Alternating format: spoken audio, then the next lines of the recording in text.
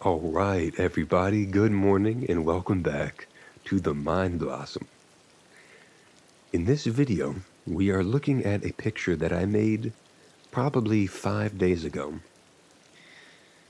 And when I was making this picture, I was under a lot of stress. And I really think that this picture is an expression of all my internal sensations that formed in response to the stress of my external life. And so welcome to the Mind Blossom.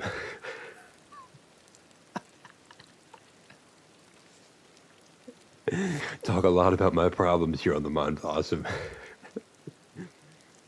But no. For the most part, I just explore, if you're not familiar, I explore topics of life. I talk about my art. And we just exist. And so I was making this when I was stressed, and this is how I felt inside.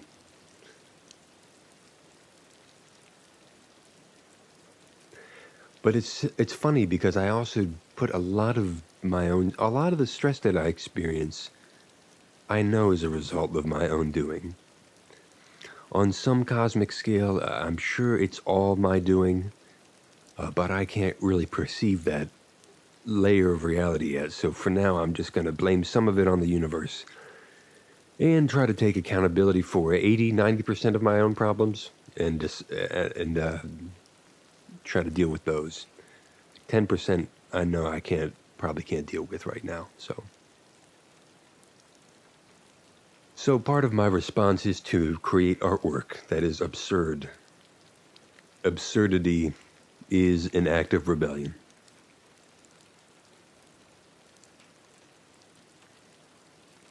And yet, when you behave with absurdity, you isolate yourself from other people. You're not really relatable. You're more of a marvel. And it's very easy to fail.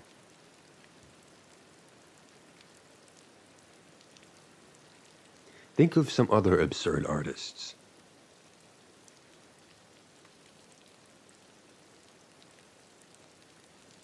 A true absurdist doesn't consider boundaries like that.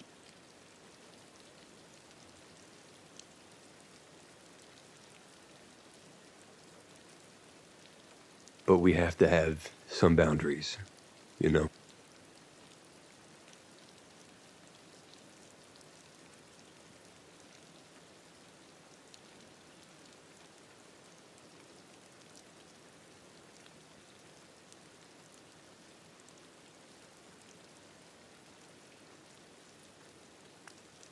But boundaries in today's art world are more intuitive. Like, I know when I look at this is, well, I'm not sure what it is. It's digital alchemy. It's a new genre. But I know it's not pixel art. When I look at pixel art, actually it is pixel art. I saw a tweet where it said, all digital art is pixel art. And that's true, I guess. But see, and that's technically true, but on an intuitive scale, where I think boundaries exist now in the art world, we know it's not really that kind of pixel art. When we want pixel art, we mean like the much fewer pixels per inch. We want a much, not lower resolution, but not as many pixels. And that adds to kind of a retro gaming look. And I bring this up because I love that genre of art. I think it's nostalgic. And yet it is in the future. It can feel futuristic as well. And so I guess what that means is it's timeless. Anyway, I think of it as a timeless art style. Shout out to pixel art. Shout out to pixel art. But this is digital alchemy, and digital alchemy is fueled by rage. When I was in counseling one time, my counselor told me, he said, "Frank, you sound angry." And I began to realize, I was like, wow, you're right. I didn't even realize my own anger. But he reflected something back at me. And when he first said it, I was defensive. I'm like, no, I'm not angry. But then I realized, like, wow, I do feel angry. Shout out to that counselor. That was called reflection.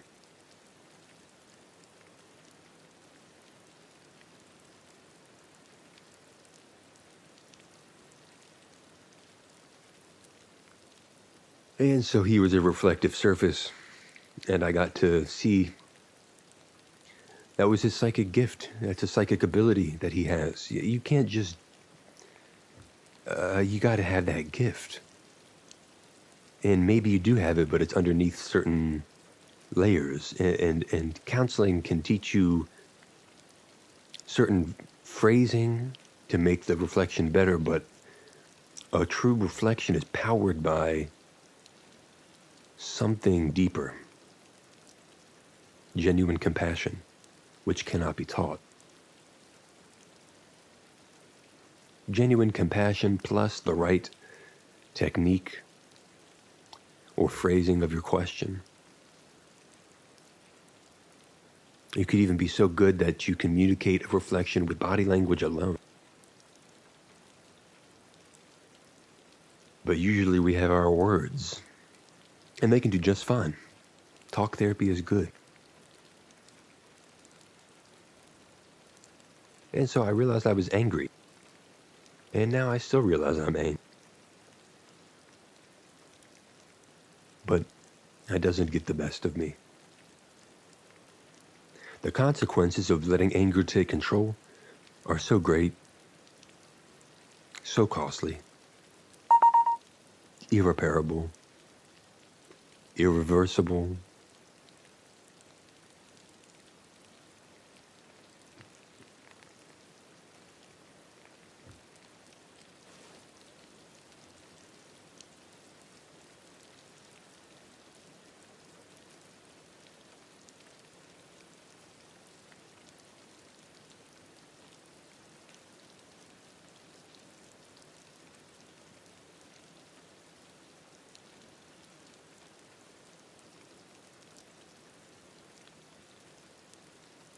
And revenge is kind of associated with anger.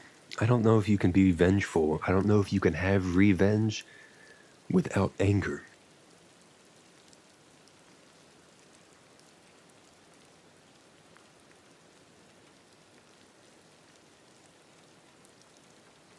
Revenge is sweet because it's justified.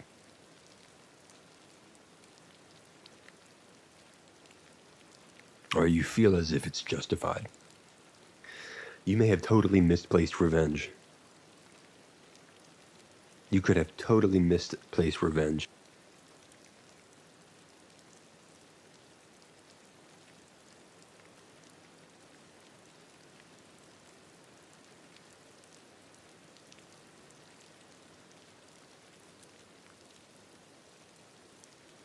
And revenge also requires maintenance. You need to keep it. You know, revenge is a sustained body of a pattern. It needs to continue in order to exist. Because the alternative is to let it go little bit by little bit, and then suddenly revenge dies. And it just doesn't exist anymore. And it needs for another infraction in order to manifest again.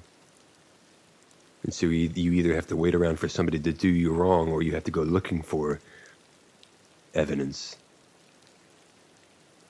Because some people, believe it or not, they thrive on revenge. They get that charge from, it just motivates them. There are people who, not even in a negative way, like some people do revenge, they want to get you back. But some people's version of getting you back is by becoming great. And so I really think some people can achieve success without harming anybody.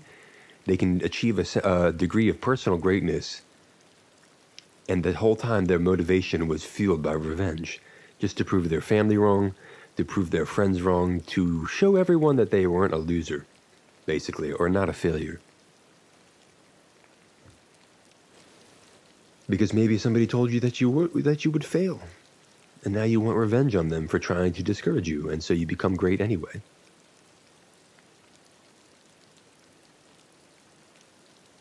You don't have to achieve greatness with revenge only. It can be, you could also decide that you want to, the only way you'll be satisfied in life is if you align your best skills with the force of love. I know it sounds a little cheesy, and like it may sound a little bit lame, but some people develop satisfaction from that. But I'm not a Sith Lord. I don't really try to evoke anger and revenge and all that.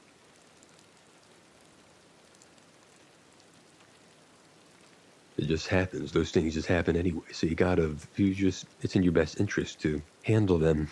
You know, they say a regulated emotion, a nervous system, a regulated nervous system is key to being enlightened.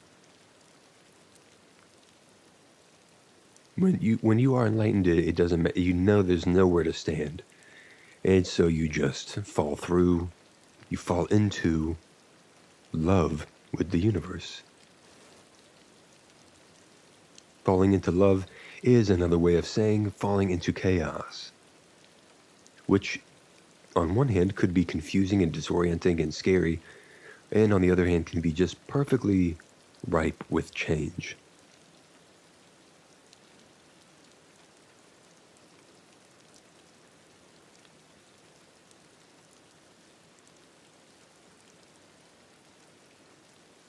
So then we let the present moment exist. But unfortunately, some people are traumatized and their body locks up in certain areas, certain muscles, certain chakras. They're all connected. Some system locks up because it's petrified, because it goes rigid and blind, deaf and dumb in the face of a triggering stimuli. So you're disabled in that way. When life is lifing and you are getting little flashbacks. Or maybe that part of you that absorbed the trauma is being triggered. The pulse is being sent to it and it cannot handle it. And so in your easy, free, and steady time, if you have any, go ahead and explore that on your own. Good to have a counselor with you. But sometimes, we can't help it. We ruminate on things. We just think about stuff.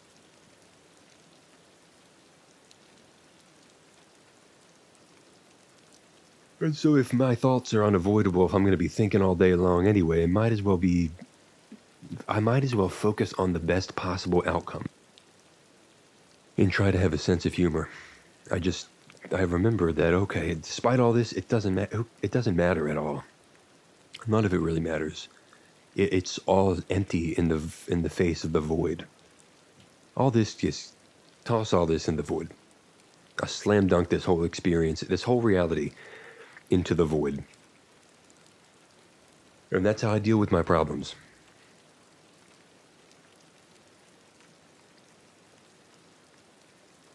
I'm going to go brew some tea, and I will be right back.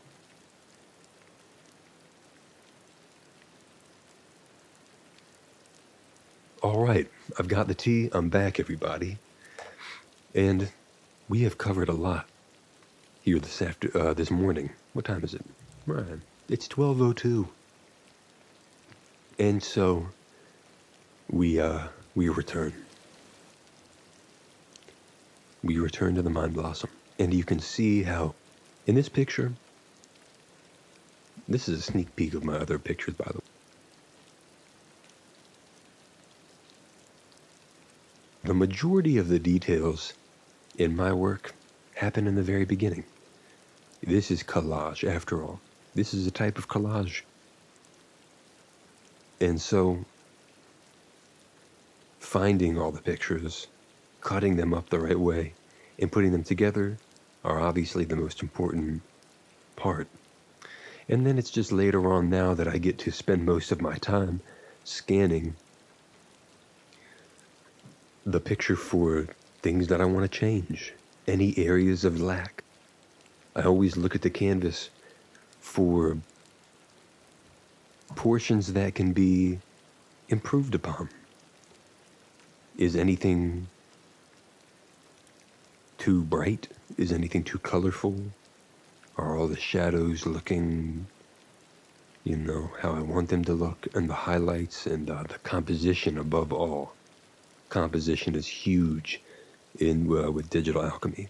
It has to make sense. When I'm talking about digital alchemy, I pride myself in making chaotic images become lucid. And so, composition, you need that. The right details in the right places. You don't want too many focal points on too many different parts of the canvas. Otherwise, your mind doesn't know what to look at. Like the eye doesn't know what to focus on. This is what I do. These are my rules. This is not an art rule. This is not the art rule book of the world. And yet there are fundamental principles that a lot of artists follow to make things look realistic. And what we have here is not very realistic. Just honest. And yet it bears resemblance to something that we know about. We know about eyes and teeth and butterflies. And you just work on your art. It just doesn't matter. Feel that the passion will let you know what you're doing is right. This is really the only message that I have. Right? Learn the fundamentals, and then do weird stuff with them. Learn the fundamentals, and then make them your own. Trying to mimic another person's style is not always the way to be. I don't think that's the great way to stand out. However, it's good to be influenced by people. You can still be influenced. One of my influences as a visual artist is Raymond Swanland. Don't know how to describe his artwork, really. I first discovered his work in Magic the Gathering on Magic cards, and then he has artwork all over the place. But his style is chaotic in there. It looks like it's moving. It looks like he's painting these. You can almost hear the picture. It's very loud. So shout out to him. And I'm really loving this absurdity in this picture. I like to tap into that absurdity sometimes. Make the picture as unrelatable as possible without being beyond lucidity.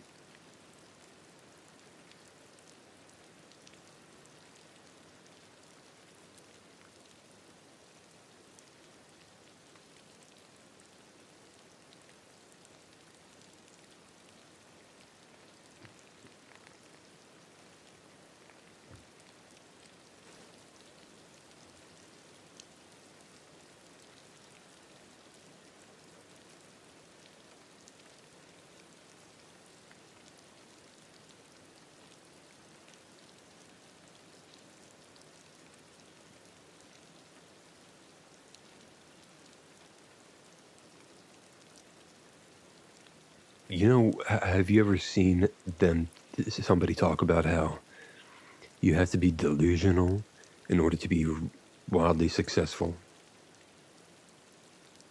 And they say that about artists too. I mean, I guess it applies to everyone, but an artist has to believe that their style can become a phenomenon, which is celebrated by the mass culture. And if not the mass culture, then a significant part of the subculture, which is another way of saying a cult classic or like a Lord of the Underground.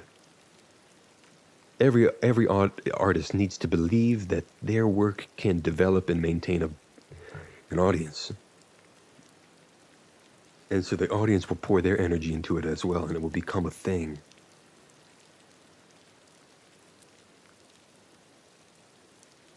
And they say it takes delusion to do that. You have to be delusional because it's not realistic.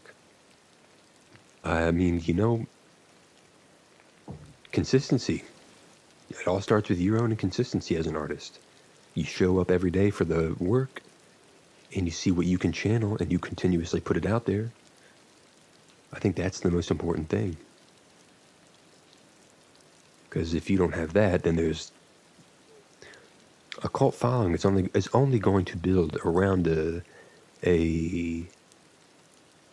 considerable body of work. You got to keep it going. You got to keep that thing going. Yeah, and how are you going to do that? How are you going to fuel that machine? Passion, the only way. Love for your craft. All right, everybody. And until next time, let the fires of passion fuel you. If you choose to let the fires of revenge and anger fuel you, may the divines bless and guide you. Try not to do any harm to anybody else, because it'll come back around, okay? Everything comes back around. So plant seeds of positivity and light and love as best you can, because in time they'll find their way back, all right? So peace, everybody.